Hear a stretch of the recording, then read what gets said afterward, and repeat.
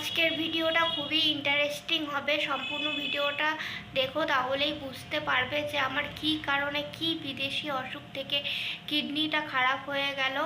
এটাই বলবো যে আমার কিন্তু কোনো সুগার নেই, প্রেশার নেই, তা সত্ত্বেও আমার কিন্তু কিডনিটা খারাপ হয়ে গেল।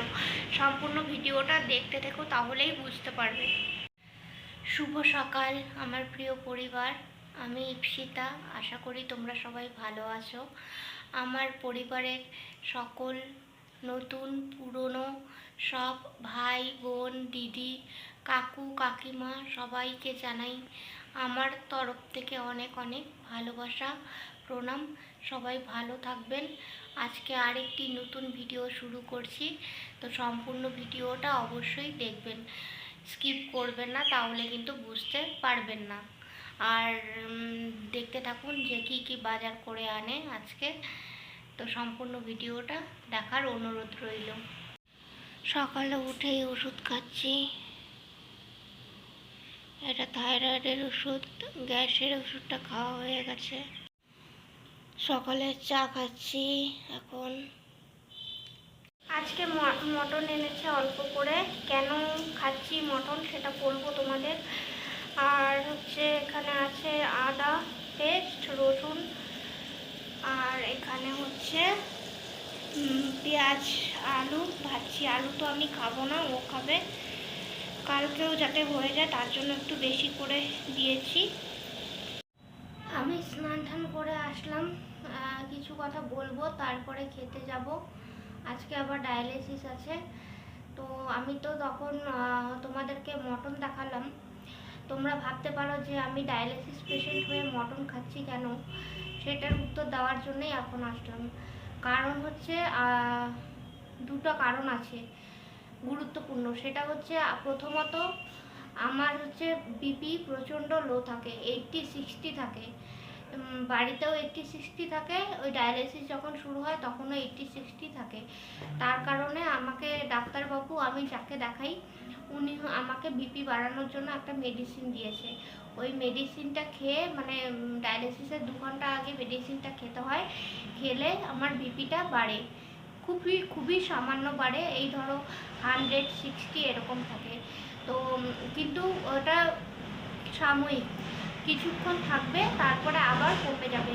সেই কারণে কি হয়, সেই কারণে আমি জল বের করতে পারি না। আমার শরীরে যেই জলটা জমে যায়, ওয়েট গেন হয়, সেই জলটা আমি বের করতে পারছি না। তার ফলে আরও আমার শরীরে অসুবিধা হয়, শ্বাসকষ্ট হয়। আর জানোই যে যারা ডায়ালিসিস পেশেন্ট তাদের জল, ইউরিন কম হয়, সেই কারণেই শরীরে জল জমে।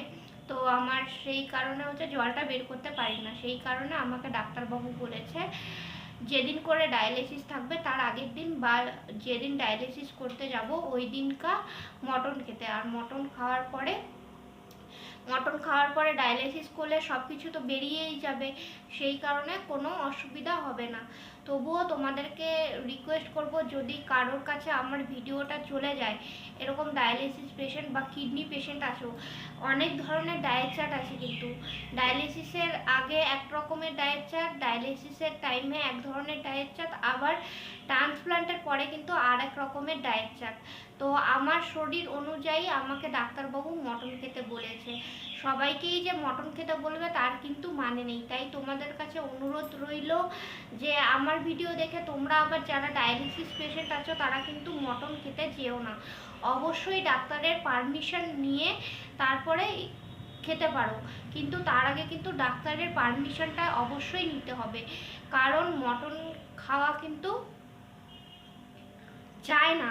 আর বিশেষ করে হচ্ছে যাদের হচ্ছে তোমার বিপি হাই থাকে তাদের ক্ষেত্রে তো মটন খাওয়া একদমই চায় না। ডায়ালিসিস পেশেন্টের কথা বলছি। তো আমার একটাই অনুরোধ রইল যে যারা আমার ভিডিওটা দেখছো অবশ্যই ডাক্তারের থেকে পারমিশন নিয়ে তারপর মটনটা খেও। 2 পিস মাংস নিয়েছি, একটা ছোট আলু আর রসুন। আমার রসুন সেদ্ধ খেতে খুব ভালো লাগে। আর 2টা ছোট বেগুন ভেজেছি, এটা দিয়ে এখন খাবো। অনেক দিন পরে আজকে খাবো মাংস দিয়ে ভাত। আর একটা গুরুত্বপূর্ণ কথা বলার জন্য আসলাম, সেটা হলো অনেকে তো নতুন এসেছো আমার পরিবারে, তাই জানো না যে আমার কি কারণে কিডনি খারাপ হয়েছে। আমার কিন্তু একটা বিদেশি রোগ যেটাকে বলে নিউরোজেনিক ব্লাডার। এই অসুখটা কিন্তু সাধারণত আমাদের মতো ইন্ডিয়াতে খুব কম লোকেরই হয়। নিউরোজেনিক ব্লাডার মানে আমাদের ব্লাডারে যতখানি ইউরিনটা জমে থাকার প্রয়োজন সেটা কিন্তু আমার জমতো না। সেই কারণে হচ্ছে আমার ইউরিন উপরের দিকে উঠে যায়, কিডনিতে জমে যায়, সেই কারণে আমার কিডনি খারাপ হয়। সম্পূর্ণ কিন্তু এই কারণে ইউরিনের প্রবলেমের জন্যে। আমার কিন্তু সুগারও নেই, প্রেশারও নেই, তাই অন্য ডায়ালিসিস পেশেন্টের সাথে আমার কিন্তু একটা পার্থক্য রয়েইছে। সেই কারণে বলি যে সবার শরীর কিন্তু এক না, সবার শরীরের পরিকাঠামো এক না, সব ডায়ালিসিস পেশেন্টও এক না, এক একজনের এক এক রকম ধাঁচ। তো আমাকে যেরকম ডাক্তারবাবু বলেছে যে মটন খেতে, কারণ মটন খেলে বিপিটা একটু হাই হবে, তাহলে আমি সম্পূর্ণ জলটা বের করতে পারবো, এই হচ্ছে ব্যাপার। আর আমাকে নর্মাল সল্ট ডায়েট করতে বলেছে। আগে যেরকম লো সল্ট ডায়েট করতাম, কিন্তু লো সল্ট ডায়েট করার পরে বিপি আরও লো হয়ে যাচ্ছে, সেই কারণে আমাকে নর্মাল সল্ট ডায়েট করতে বলেছে। তাই বলে আমি এখন একটা তরকারিতে এক গাদা নুন দিয়ে দিলাম সেটা তো না। আর আমি মানে আগে তো লো সল্ট ডায়েট করতাম, সেই কারণে অতিরিক্ত নুনও খেতে পারি না, খেলে অসুবিধা হয়। সেই কারণে মানে যেটুকু দরকার এইটুকুই খাই, কিন্তু ভাতের পাতে কিন্তু কাঁচা নুনটা খাই না, এই হচ্ছে ব্যাপার। আর আমি কিন্তু আবার অনেক কিছু খেতে পারি না, আমি যেরকম ফল একদম মুখে দেই না, আরও অনেক কিছু খাই না, কিন্তু এই ডাক্তারবাবু মটন খেতে বলেছে জন্যেই আজকে মটনটা আনা হয়েছে। আর আমার ভিডিও দেখে আবার এক কাকু আর কাকিমা আবার আমাকে ভালোবাসা ভালোবাসা আমাকে ভালোবেসে কিছু সাহায্য পাঠিয়েছিল, সেই সাহায্য দিয়েই কিন্তু মানে মটনটা আনা হয়েছিল। আর খুবই সামান্য পরিমাণে আনা হয়েছে, কারণ আমি এই যে খেলাম ডায়ালিসিসের আগে 2 টুকরো, আর কিন্তু আমি এসে কিন্তু আর খাবো না।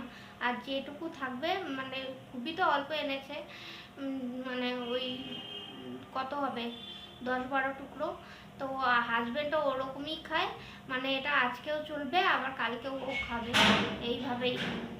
সেই কারণে আর আমরা মানে বহুদিন পরে আজকে মটন দিয়ে ভাত খেলাম। আগে তো খেতাম না, কারণ আগে ডাক্তার খেতে বলেনি, কিন্তু এখন যেহেতু বিপি বাড়ছে না, মানে খুব অসুবিধার মধ্যে আছে, ডায়ালিসিস করতে গিয়ে অসুবিধা হচ্ছে, সেই কারণে কিন্তু এখন মটনটা খেলাম। মানে আজকে ফার্স্ট খেলাম অনেক দিন পর, মানে অনেক বছর পর। আমার তো ডায়ালিসিস শুরু হয়েছে প্রায় 4 বছর হয়ে গেল, তার আগেও তো মানে খুবই মেনটেন করে থাকতাম 2 বছর যখন ডায়ালিসিস করিনি। তো বহুত দিন পরে আজকে মটনটা খেলাম, খেয়ে ভালোই লাগলো। আর কি বলবো, আজকের মতো ভিডিও এটুকুই। তাই একটাই অনুরোধ করব যে আমার কিন্তু সম্পূর্ণ ভিডিওটা দেখলে তাহলেই বুঝতে পারবে যে আমার কিন্তু কিডনি বা কিডনি বলছি, আমার কিন্তু সুগার বা প্রেশার থেকে কিডনি খারাপ হয়নি, সম্পূর্ণ অন্য কারণে কিডনি খারাপ হয়েছে। যেটা বললাম নিউরোজেনিক ব্লাডার, এটা হয়েছিল। তোমরা গুগলে সার্চ করলে দেখতে পারবে নিউরোজেনিক ব্লাডার কি। তো আজকের মতো ভিডিও এটুকুই, এখন যাবো ডায়ালিসিস করতে। ভালো লাগলে অবশ্যই লাইক করো, কমেন্ট করো, আমার পাশে থেকো, তোমরাও ভালো থেকো।